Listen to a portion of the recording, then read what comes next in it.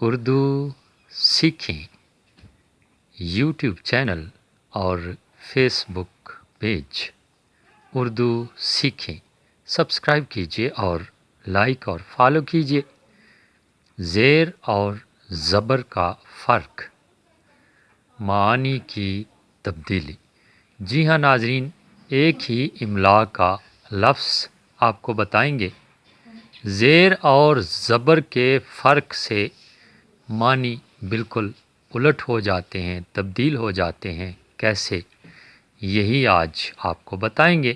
ایک لفظ لکھا گیا منتظر، اس سے مراد ہے انتظار کرنے والا۔ غور کیجئے، اوپر لکھا گیا ہے منتظر، جس کا مطلب ہے انتظار کرنے والا، اور یہاں پر لکھا جا رہا ہے منتظر، جس کا انتظار کیا جائے۔ یقیناً آپ سمجھ گئے ہوں گے